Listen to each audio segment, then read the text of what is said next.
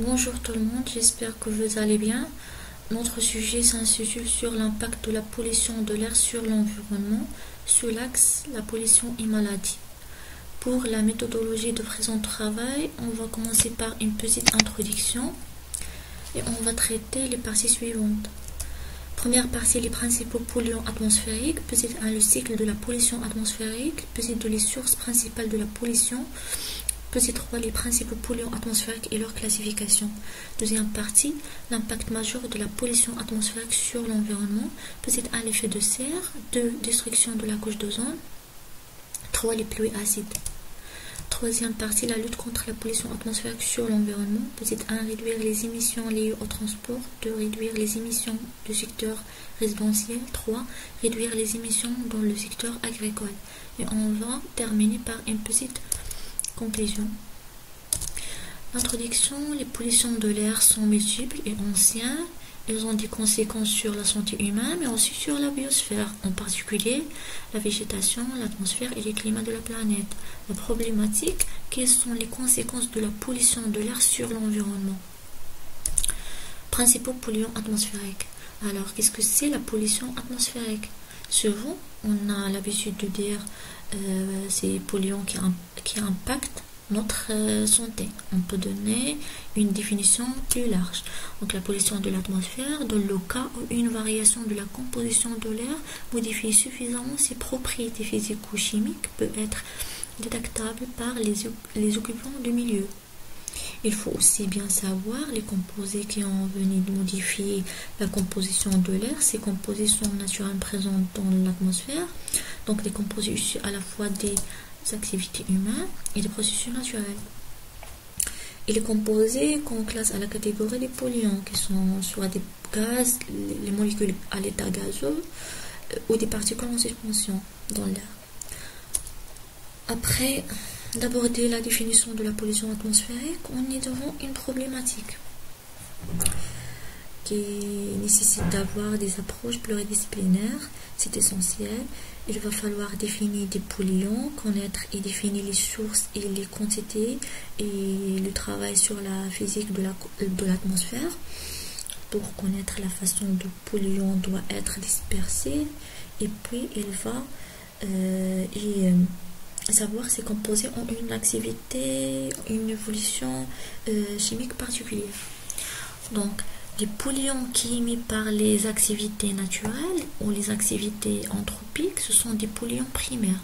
Par exemple, NO2, dioxyde d'azote, et les composés organiques volatiles, et les matières en suspension, et le méthane qui est dû à l'activité industrielle, les automobiles, la combustion à haute température.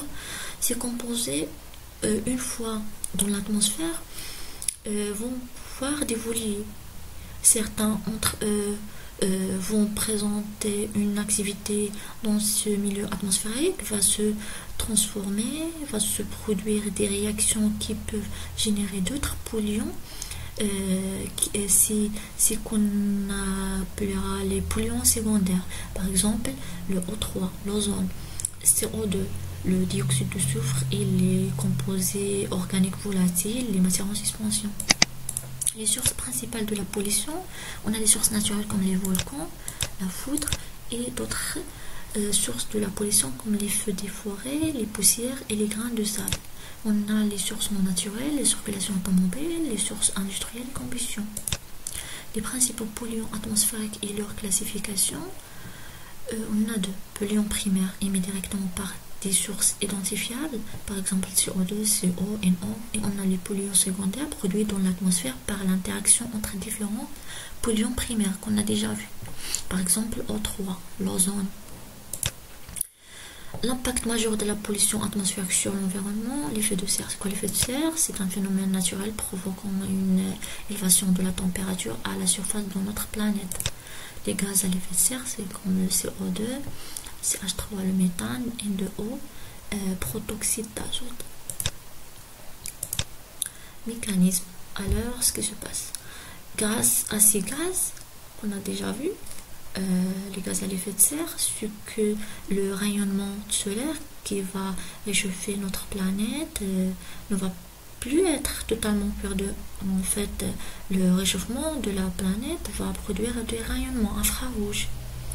C'est la chaleur. Certaines parties vont être perdues dans l'espace et grande partie il va garder grâce à ces gaz, à ces gaz qu'il va produire un réchauffement de notre planète.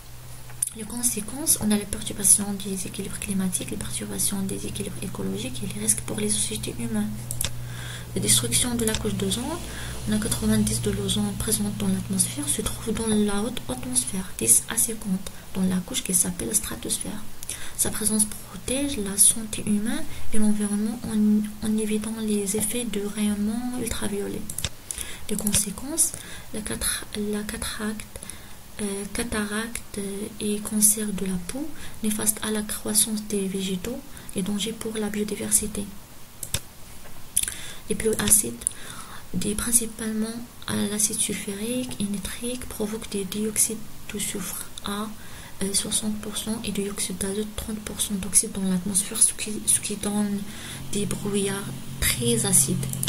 Le mécanisme pour l'acide sulfurique, on a CO2 qui réagit avec O2, il va dans CO3 qui va réagir aussi avec H2O, il va dans l'acide sulfurique.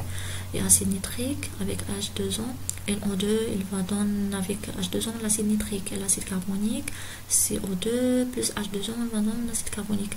Et les conséquences, on a l'acidification des sols et des eaux de surface, la solubilisation des métaux toxiques, la destruction des forêts et l'attaque des métaux et l'érosion des bâtiments. Et merci.